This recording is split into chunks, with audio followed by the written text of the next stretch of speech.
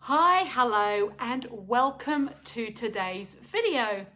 My name is Sophie Mejia and I'm from the Artist Marketing Academy, and I help my fellow artists to set up and build and grow a sustainable, profitable art business doing what you love every day. And in this video, I'm really talking about how to create your artist business plan. Now, this is actually video 4 of a 12-part video series, which I'm doing live week by week. So if you're watching today live, then just know you've just 3 that perhaps you've been watching already or you might like to catch up on. And we've still a whole host of stuff to cover in the coming up episodes. Now, if you're watching the recording and it's sometime in the future, then I'm so happy that you're here. And I hope that you're doing something that I love to do, for example, on Netflix. And I hope you're binge watching this series, because that was kind of the idea when I did it. I set out the 12 videos and I really hoped that by the time they were done, somebody would just start at the beginning and you could just do the whole lot. And then you could really have everything that you need to get down to the nitty-gritty and put your artist business plan together. Now, for those of you that are coming on today and you haven't seen the other videos, you might be saying, Sophie, what have I missed? Well, let me tell you what you have missed. So in video 1, I looked at, well, why do we have a business plan at all?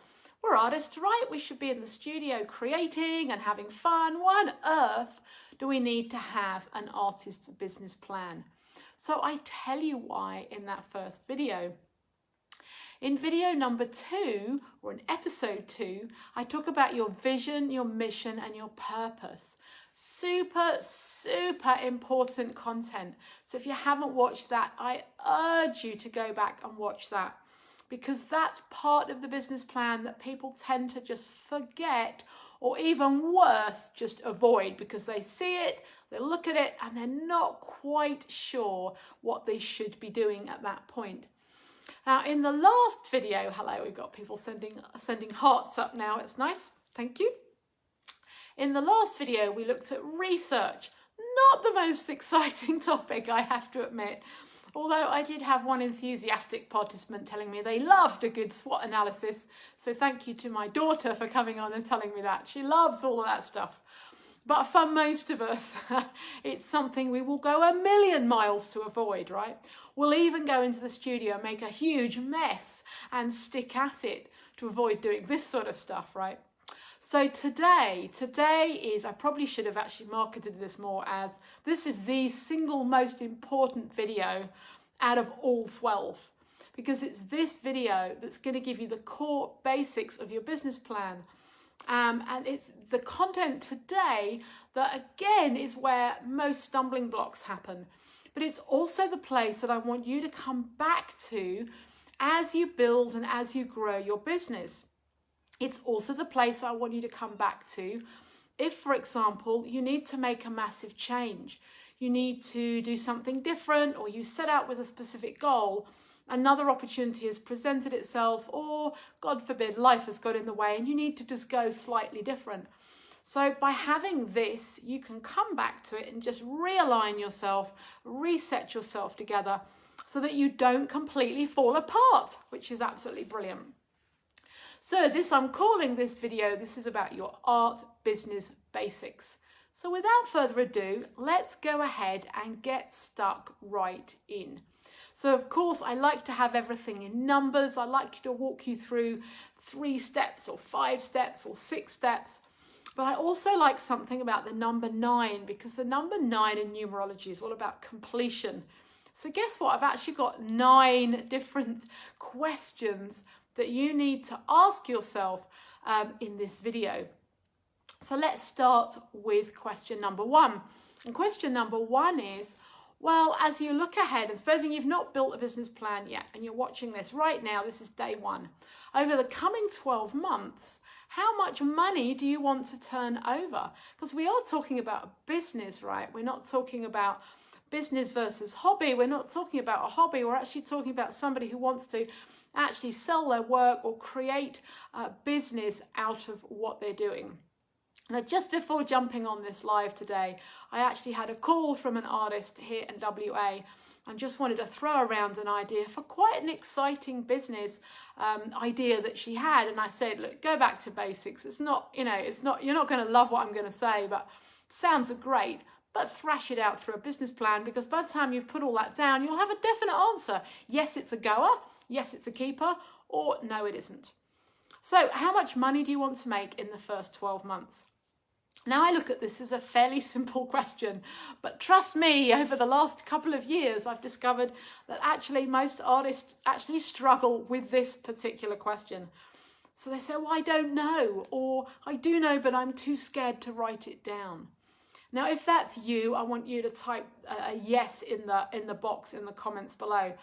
If you're somebody who you know really what you want to be making out of this art business, but you're a bit too scared to write it down, then please write a yes.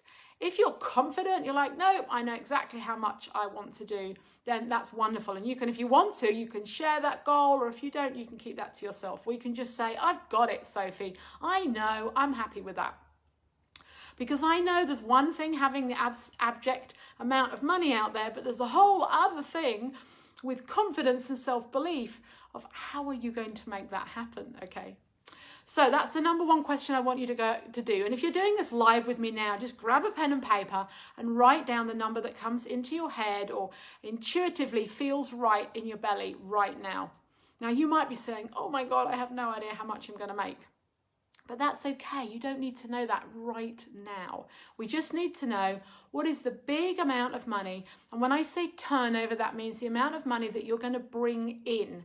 That doesn't mean to say minus all the other expenses. It's the bit that you're just going to bring in over the year.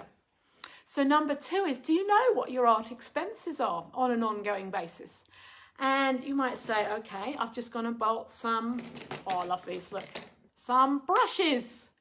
So how often do you buy brushes? Is this a regular occurrence? Are you like me, where you wear them into the ground and every couple of months you're buying more brushes? We have a couple of different types of expenses, and I'm going to be going into that, guess what, in the video all about finances. Right now, I just want you to ask the question, super simple. Do you know how much that your business is expensive? And I don't mean your home. This has nothing to do with home. I mean to run your art business. Whether you, I'm talking about me as a painter, but you might be a workshop provider or a jeweler or a sculptor or a photographer. Whatever you do, you have expenses. Do you know what they are? Do you have them written down? We're going to go into that in the future video. Do you know how much you want to take home? So maybe you're in a job right now and you want to replace that salary. Do you know how much salary, someone's sending a heart, do you know what salary you need to actually take out of the business? It's all about numbers, and I want you to stay emotionally disconnected from it, guys. I want you to just go, okay, stake in the ground. It's my first year of business. I'm going to go for something super simple. I'm going to go for 2,000 a month, and I'm going to do nice easy numbers because mental arithmetic's not my strong point. So I'm going to say I'm going to turn over 24,000 in the first year, and that's 2,000 a month. And out of that, I want to take 1,000 for my salary. Simple? Simple so far, okay? Question number 3. What are your products and services? So what do you have to sell? So are you a maker of 2D items? Are you a painter, a photographer, etc.? Are you a sculptor? We've been through this. Are you a jewelry or a maker? Maybe you're a teacher and your services actually is one-to-one. You maybe have people come through and work with you one-to-one, or you run classes, workshops, or you're providing an online course. You're teaching people how to do what you do. So those would be your services. The products, like we've got one sort of behind me. It's a bit dry because I haven't worked on it, I think, since I did the last video last week. There's a story to that. So do you know what they are? Have you got them written down? So this is what I've got. Here are my products. Here are my services. Question number 4, what's your pricing range? So this is another huge topic, and guess what? There will be another video just all on pricing because it's so important.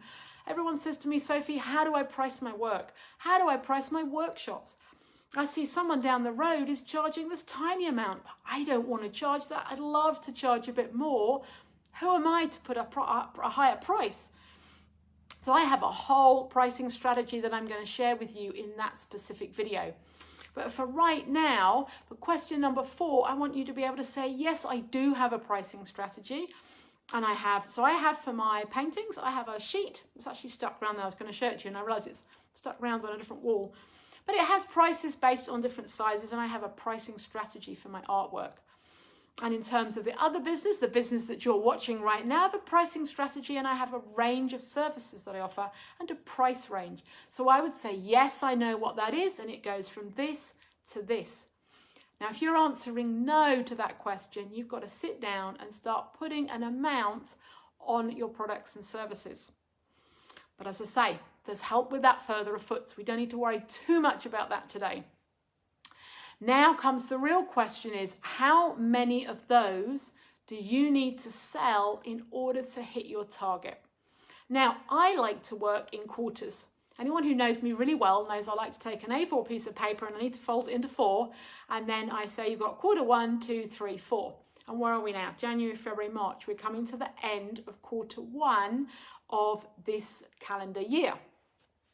So, okay, so I would say on this example I've given you today, we need to turn over $6,000 in 1 quarter. Now, dollars, excuse me, you might be watching in pounds. You're going to smack me and say, well, it's pounds or it's yen or it's whatever currency. But so I'm going to call it 6,000. Does that make it easier?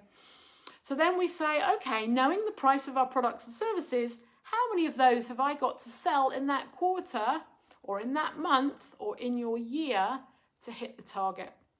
And that's a really simple thing to work out, folks, because you just whip the calculator out and you can do that maths quite simply.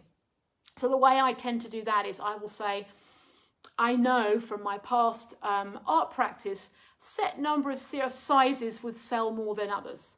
So typically you'd sell the middle range rather than the small or large, typically. So what I did was I took that ballpark figure and then I worked out how many of those middle range things that I need to sell to meet my target. Easy? Simple? This is where you say, yes, it's easy, Sophie. It's really easy.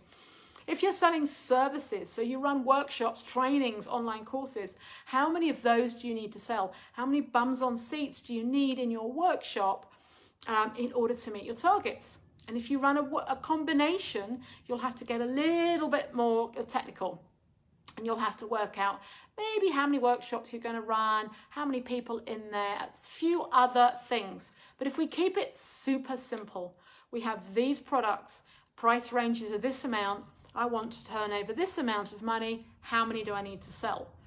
Now, that number's pretty easy. What if, however, you look at that number and you think, that's an awful lot of product to make? Or you look at it and you think, that's an awful lot of workshop spaces I have to market. How am I going to do that? Is it even feasible? So I want you to ask in question number 6 is, can I actually deliver on that? Because it was this part of the business plan, folks, that made me go under 10 years ago. I did not really have that worked out. So when I got that famous phone call from my agent that I've talked about before, and she said, I'll have 10 by the end of the week. And I said, I don't have 10 because there are other things and I'm not a conveyor belt. She got a bit cross with me. Now, if I'd known my numbers better, I would never have been able, I would not have given her that expectation that she could ever ask for that number. And so there's, I take full responsibility for that. I really wasn't aware how long it took me to make, the drying process, how many other shows I might have, and all of that good stuff. And now I'm really aware. The way I work takes time. Maybe the way you work takes time too. Maybe if you're delivering workshops, you can only fit so many people in the room. There's other criteria, right, that you need to meet. So you need to do that reality check. Can I deliver on that? If you're just working on your own, can I on my own deliver on that? Do I have other people to help me? Is there other people in the process? Am I selling other people's things as well as my own, and so forth? So question number 7 is, at this point, you might have to say to yourself, do I need to make some changes? Do I need to put my prices up so I don't have to sell quite as many? Do I have to maybe make other products or services so that I have a bigger range? There's various different ways that you can change it, but at some point you'll move it around and you'll go, there's like a huge sense of relief as you look at it and you say, I think I can do that. I think this makes sense. This pricing feels right. I think I can make that number and that's pretty good. I'm pretty sure. I'm not quite sure maybe how, but I'm pretty sure I could get a sense I could sell up those. There is no point you building this business plan and setting yourself something up here that feels totally unachievable. You put yourself into overwhelm and stress and frustration. There's no point in doing that. So that might mean you have to even scale down the amount of money you want to turn over if it's your first year. Maybe you're in your second or third year and you already know, well, I made this amount last year, so therefore I should be able to put it up by 20, 50% this year. So you've got something to work on, but on your first year, you don't really have anything to work on. You're kind of punting in the dark a bit. So you want to keep it realistic. And you want to know that it doesn't, if it feels so scarily big, then maybe you're not actually going to do the work involved. You're going to hit overwhelm and say, I'm out. I'm actually not even going for this. But you don't want it so small either that it demotivates you and you look at that and you think, well, I'm going to be at my job forever because it's such a small amount of money and I'm not happy. So you need to meet that middle ground. So yes, that's what you need to be thinking about that. All right, number 8. What's your marketing strategy to actually make this happen? So here we have products, here we have services, we know the amount of money we want to make, we've worked out a pricing strategy, we've got the calculator out and we've worked out how many of these things that we've got to sell in a set period of time. This all now comes down to my favorite word, marketing. And why is it my favorite? It's my favorite word because actually 10, 11, 12, maybe about 14, 15 years ago, I didn't know what the word meant. I actually had to ask somebody, what does that actually mean? And they just looked at me and explained that, oh, right, okay, that's good. I knew nothing about business really at that point. Why should I know what that meant? So now I do, and I love it. And I want for you to love it too. And of course, there's a whole video, kind of not too long, but it's probably going to be a little bit longer than the others, coming on how are you actually going to market? How are you actually going to get in front of the right audience of buyers who's going to buy your product or service? So you need a strategy. So you might have got so far and you said, that's good, I've done that, Sophie. But now you need to come up with a few key ideas of how you're going to get your work out there, how you're going to get your product or service out in front of the right people. And then question number 9, which for me is the most important. We're all on a journey here as artists, as entrepreneurs, as creative people. And a big part of this actually is the stuff that goes on in here. I've talked about this before. Now you might sit down with a piece of paper and I know that actually you could do what I've just talked through in probably 30 minutes. In 30 minutes, you could have just boshed that out. I know how much, this is the amount I want to turn over. This is how it looks. Here's my products and services. Calculator, I need to sell this number. Can I deliver on it? Yes, I can. No, I can't. Do I need to make changes? Yes, no, let's do it. What's my marketing strategy? There's some core things really that as artists we're going to be doing and a whole lot of other stuff we're probably not. So a lot of it's going to come down to your time, your financial budget, that sort of thing. But then I want to ask you the single most important question I want to ask you today. And that is, what will you need to do differently in order to achieve that? Because you're watching this video for a reason. Now you might be watching the video because you're nosy, you like looking at the background, you like seeing the different tops I wear, the different earrings I've got on, what's happening in the back of the studio. But I think your time is more precious than that. And I think so the cat has actually come in. The studio cat is now down here. She might have to come in on the end of the video. I might have to just lift her up. She'll have to come part of the video. But I think that actually your time is way more precious than that. And I think the reason you're watching this is because you need the answers and you actually are looking for the information that I'm giving you today. And so I'm suggesting that actually question number 9 is probably really, really important. Okay, what do you need? Can you hear the cat? What do you need to do differently in order to achieve all of that? And that might mean you need to think differently. You need to develop yourself in a certain way. You need to get help. You need to ask for help. I'm not sure what it's going to mean, but it's the question you need to ask yourself. Because we all know, If we keep doing the same old thing, we're going to keep getting the same result. All right, you have to make a change in order to get a different result. And very often you have to actually step outside your comfort zone, because growth happens outside the comfort zone. So while you stay in your studio, while you stay quiet, while you stay small, while you avoid doing what I'm doing, going on live video, you avoid putting yourself out on social media, you avoid emailing and building a mailing list, you avoid doing the things that are tough, hard and uncomfortable, it means it's going to be a longer road to get you where you want to go. So that's really what I wanted to say in today's video. Now, what's coming up next? I hear you cry. What is video 5 going to be all about, Sophie? I've got a whole load of homework from that. Video 5 is going to actually be talking about goals, because as part of the business plan, you need to set specific goals. And when I first started doing this, I used to set 20 or 30 goals and never achieved any of them. I want to show you why setting about 5 goals for your business is about right. That's all you need to know, and you need to know what are the most important goals for you to set and where they appear in your business plan. So listen, thank you so much for those of you guys coming on live today. I super appreciate it. For those of you who are watching the replay, don't forget to put hashtag replay, ask your comments, make your shares, let us know where you are on that journey. And I look forward to moving forward to the next topic, all about goal setting. Wishing you a wonderful day. Sophie Mihir from the Artist Marketing Academy, and I will see you next time. Bye.